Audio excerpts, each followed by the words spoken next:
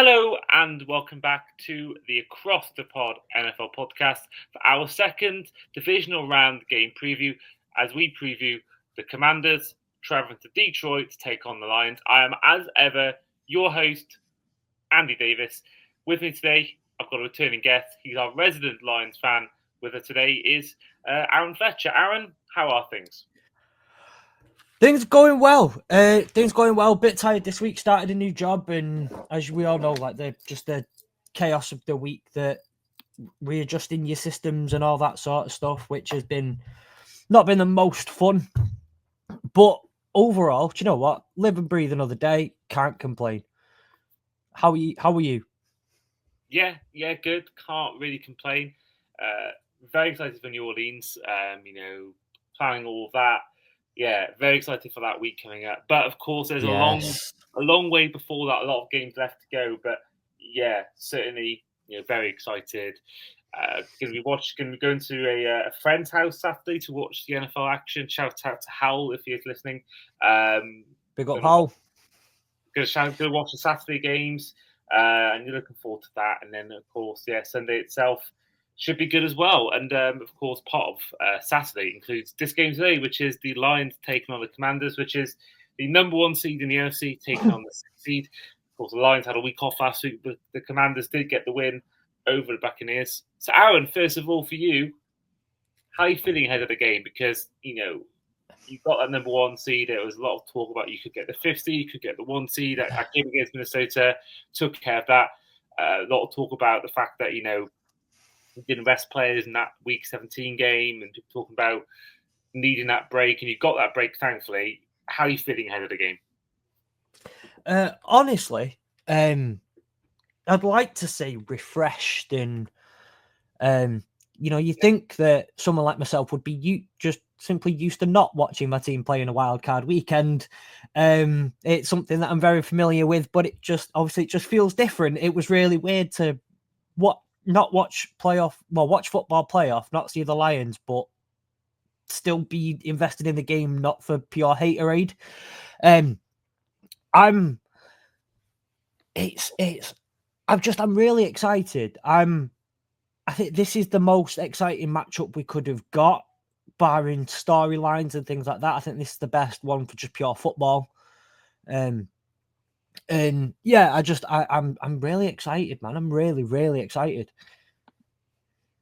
Are you still used to it? Because you had no playoff win in so many years, and reaching your first title game in 30 years last season. Are you now used to that line speed? You sort of alluded to it before, but does it still feel weird about how much you've gone from being a team that was laughed at for many years to now being one of the perennial contenders? Is it sunk in yet? Does it still feel unusual to see the Lions be good, or are you fully now used to it? I think for me, the thing that's I guess weird the most, more than anything, is the change in expectation. More than anything, it was quite similar to watching, my soccer team turn out to be really good, and when they were really, and just the difference in expectation that you naturally seem to have.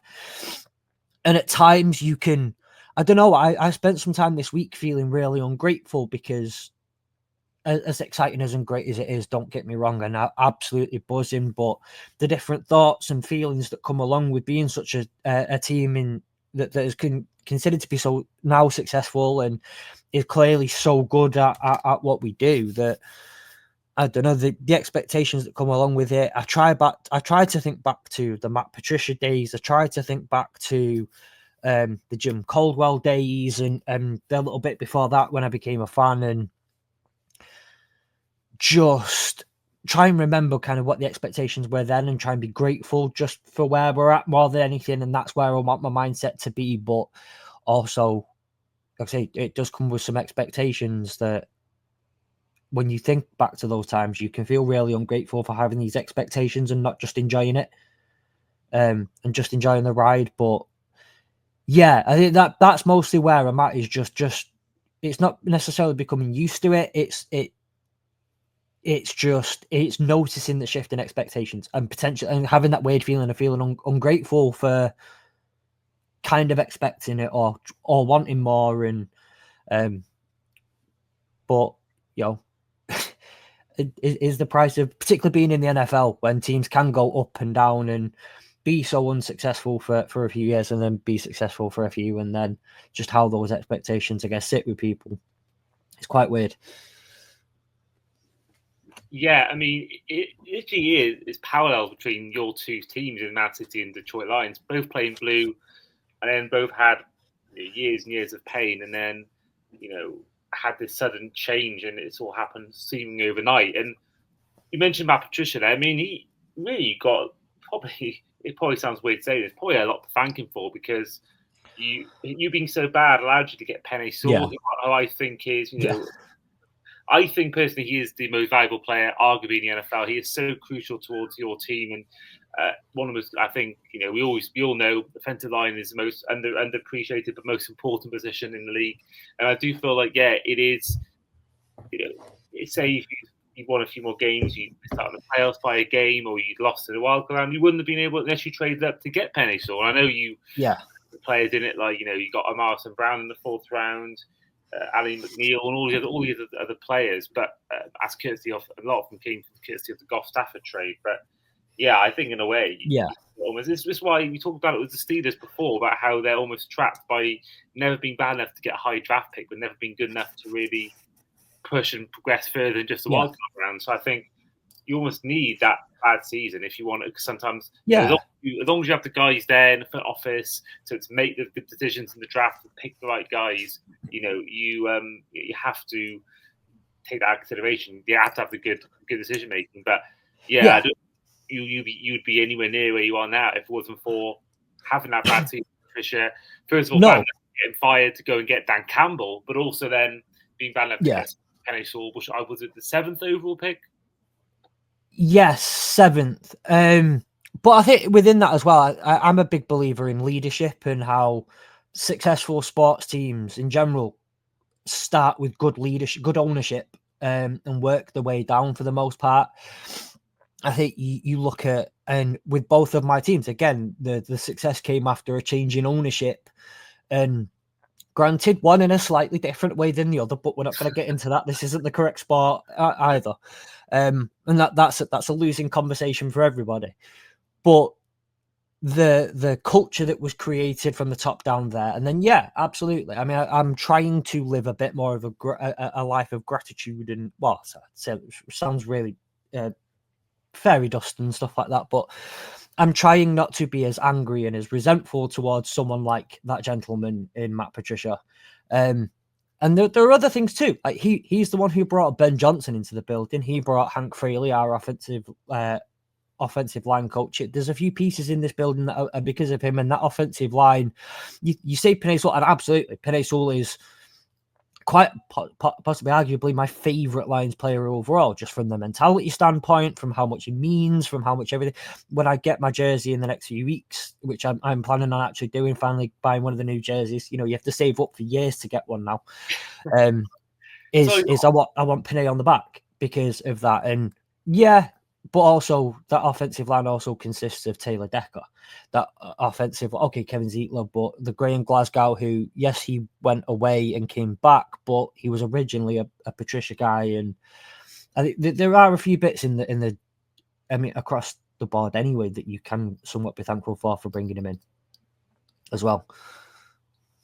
Yeah, and I do feel like it's the team overall is just so, I think we are going to change sports here. If you think about the comparison between Klopp's success at Liverpool and Man U's success or lack of success since Fergie, if you think about when you lose that leadership like Fergie, you lose like all the backroom staff, Mike Phelan, everyone who was there, all the people that made that team take, and all the sort of experienced heads went, the likes of Rio Ferdinand, Vidic, Giggs, Scholes, and all of them left, and they, and through bad ownership, they bought the wrong players. They bought guys who were sort of bad eggs, but even like players who come in with a lot of reputation. Like Di Maria is the best example.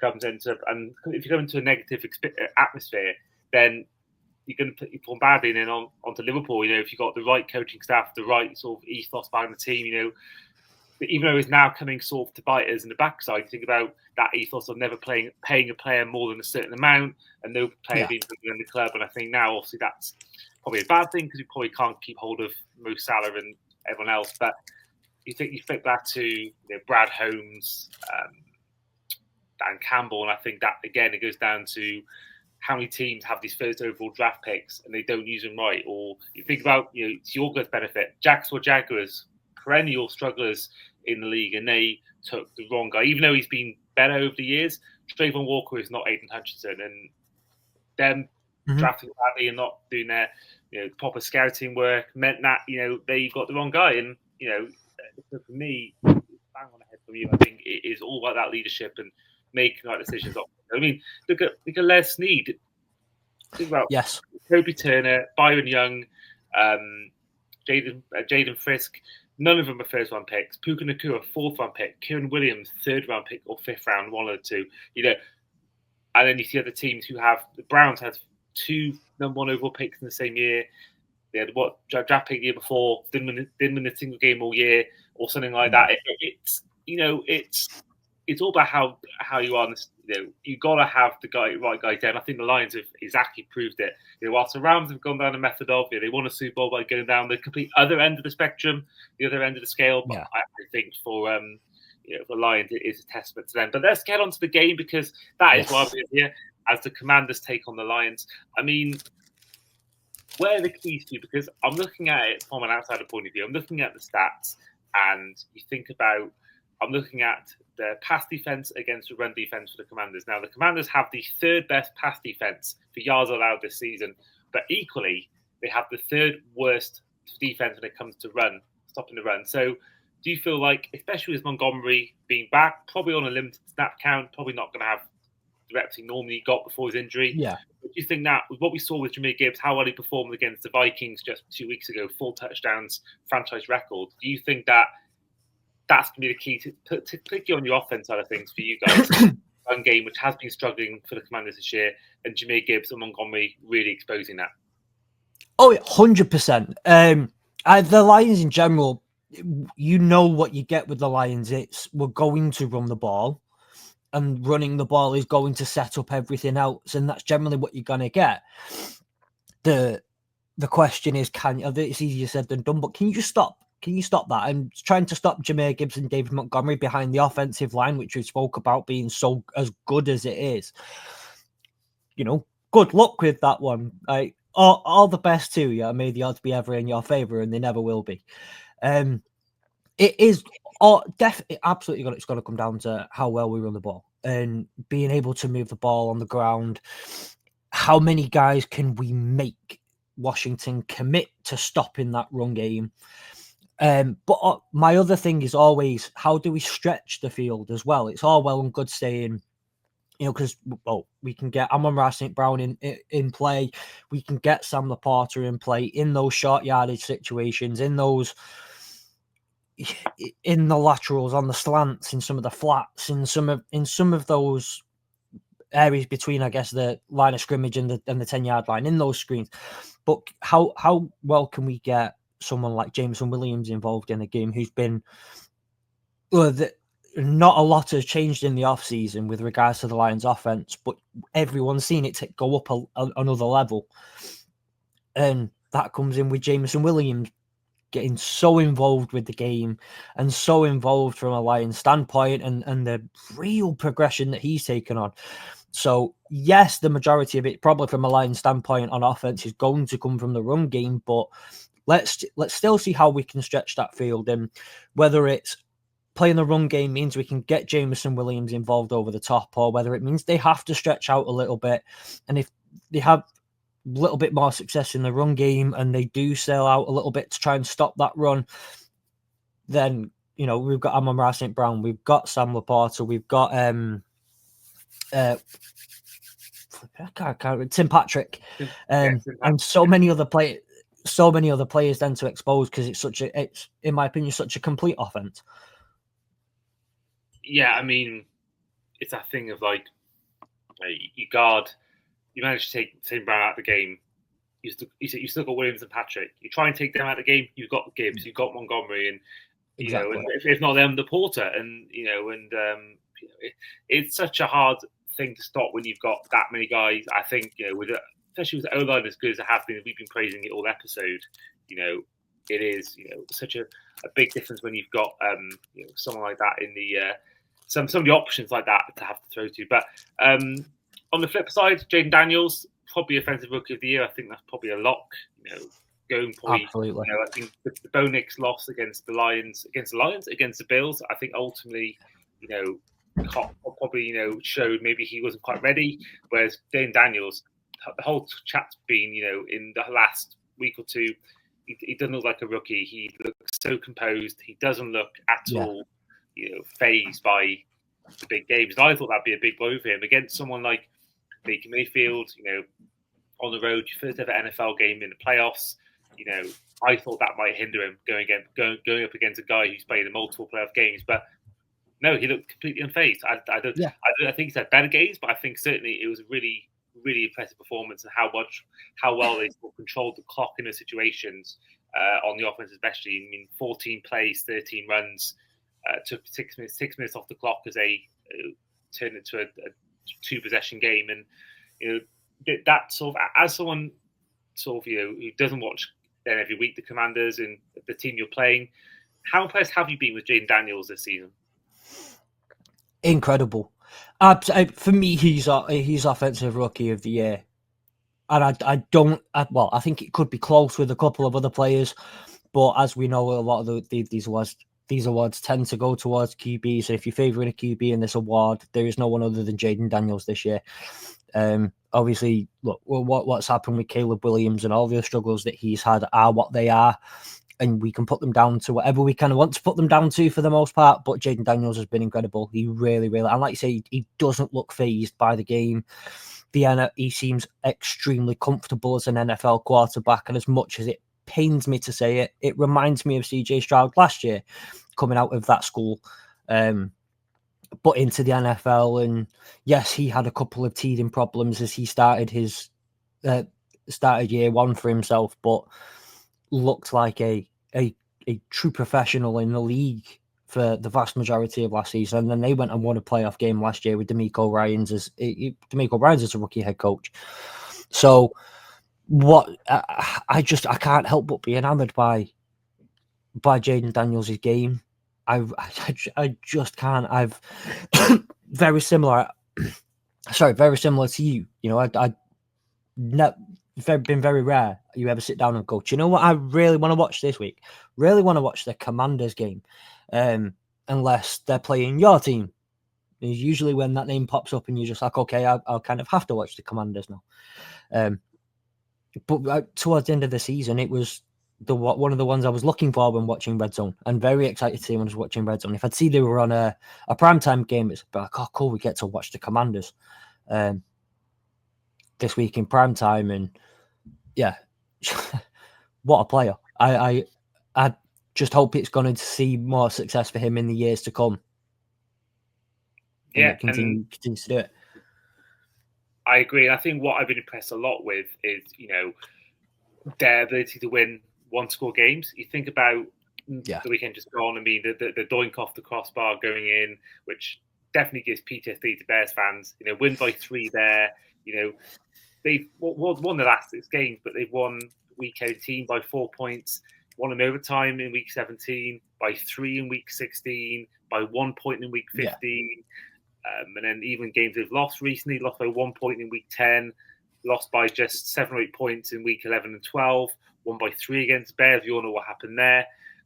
Obviously, the odd few they blew Panthers out of the water, and Cleveland the same thing in Arizona. But I think what I like to see is them as you could argue on the one side, they're just like winning games. Are they frauds? Which has been, I think, talking recent weeks about the teams they're beating have been great, but they're still winning games. And I think for a rookie, it doesn't matter how you win in games. I think just the fact you're winning games in close moments and get the job done, and a lot of it down to him as well. Think about the pass to McLaurin in week 18, or we think about the Hail Mary in week 8. So I think what I love about the Commanders and Dan Quinn as well, who sort of had a damaged reputation after his time and to how it ended after 28-3 and how it ended sort of since Shanahan left the Falcons. And he's gone in. Wasn't the popular choice. I don't think many had him down as the right choice for a new fullback to have a defensive coach. Yeah. But got to give him credit. It's been a tremendous first season, and I think huge credit to Dan Campbell, Dan Quinn, and I think it's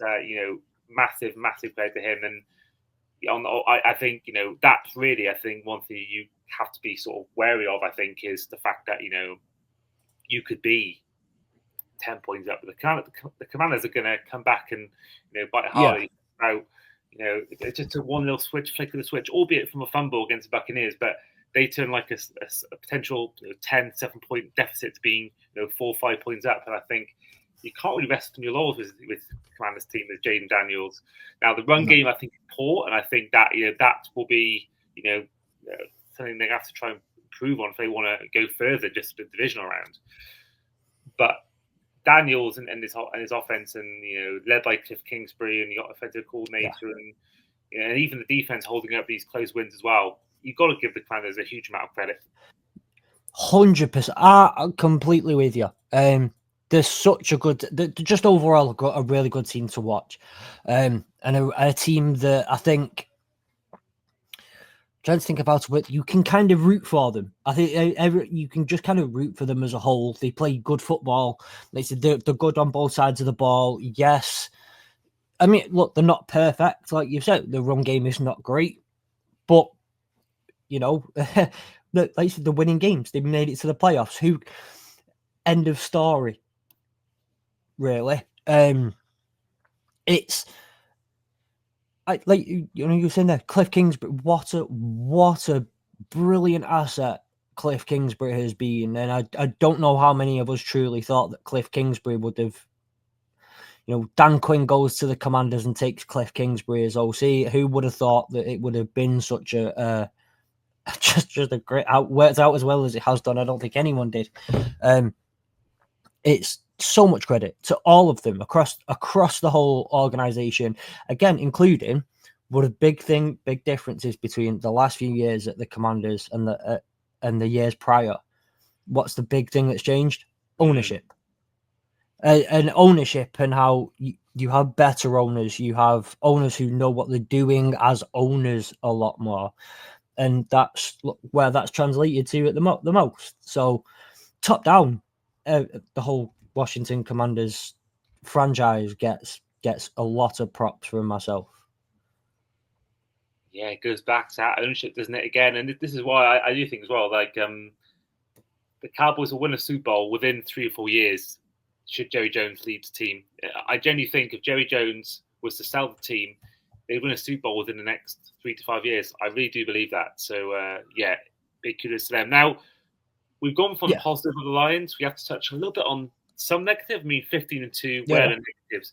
Now, I'm fully aware, injuries galore. You think about on defense, you've lost, Pat O'Connor, Rackstraw. Even though he hasn't been perfect, Terry Arnold. There's been injuries on this team, but I'm looking at how the defense has performed this last, down the stretch, last 5-6 games. You think about, you score 50 on Tennessee, you only concede 14 in week 8, only 9 against the Cowboys in week 6. But then you think about really, from the point of week 13, 14 onwards, 31 points given up against the Packers, 48 against the Bills, 34 against the Niners. You almost let a massive lead tip against the Bears on Thanksgiving. The defense has been, I think, whilst there's definitely been worse defenses out there, I don't think it's anywhere near the worst in the league, but it has been a little bit leaky in recent weeks. And I think, you've managed to win games, you've managed to win games, but does that worry you when you come up against, maybe not even this week, but next week, if you were to win, the likes of the Eagles or the Rams? I think it's a much different opposition than the Bears or the Cardinals, whoever you play in this way. And I think, does that worry you a little bit, the fact that you've had the injuries? Obviously, we all know Hutchinson could be back for the Super Bowl if you made it, but if not, you lose a big guy there. Ali McNeil, I think, is down as well. Was down at one point. He still is, He's on IR. He's not. That's weird. He's not on the injury report. That is weird. Because he's on IR just in general. Season done. See you in September. See, I've never really grasped these injury reports. They've always been a bit on there. They don't quite give you, and I've always been confused why they never should. But now it makes sense. Now it makes sense. But your thoughts on the defense? Yeah, as much, yes, it worries me. Yes. And I'll preface this by saying, yes, this worries me. I don't want to face the Eagles. But that's with a full healthy defense. That the Eagles they do what they do. It's very similar to you watch Ashton Genty at Boise State this year. Everyone knows what they're going to do. Everyone knows they're going to hand the ball off to Ashton Genty. Doesn't mean you can stop it. You can stack 9 men in the box. Doesn't mean you can stop it. You go up against the Saquon Barkley, stack as many men as you want in the box. Don't mean you're going to stop Saquon Barkley right now. They have an incredible O-line in Philly. They have Saquon Barkley, who's just absolutely incredible. And Jalen Hurts is feeding off that when he needs to. And he's got 2 of what I believe is one of the best wide receiver tandems in AJ Brown and Devontae Smith. The whole Eagles offense is brilliant, and that defense has stepped up in Philly as of late. I'll preface this by no means getting cocky or arrogant about who we could face, what we could face.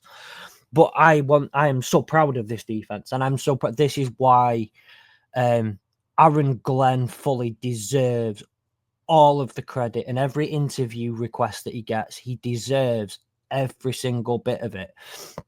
At one point this season, we had 19 defensive players on IR, and only 3 of the ones left were starters at the start of the season. That was Terry and Arnold, Meek Robertson, and I can't remember. That might have been it. And Ennis Rakestraw's barely played this year. He's been a healthy scratch pretty much since week 1. I think he's played a couple of games, made a few snaps though in those games. Losing Aiden Hutchinson was on a DPOY run going into that Cowboys game before he snapped his leg in 3 even, I believe. The high level of performance though that has continued from the defense. Yes, they've been a bit leaky.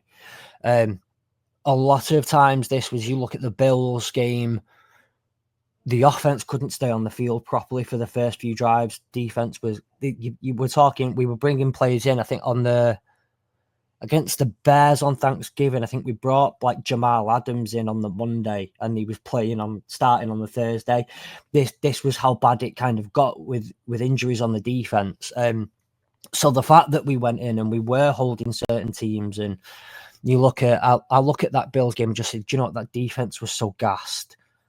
And just so gassed, especially once you got into the second quarter, and it allowed the Bills to run away with it a little bit. And these things happen, but yeah, it's worrying always. And I think, but the one thing I take from it for the majority is this defense largely kept it together. And like you say, they may have been a bit more leaky with points, but they made plays when they needed to. Kirby Joseph has been brilliant. Brian Branch, brilliant. So those are 2 of the ones as well that stayed healthy all season. And thank every single deity on available for that, because they've been fantastic.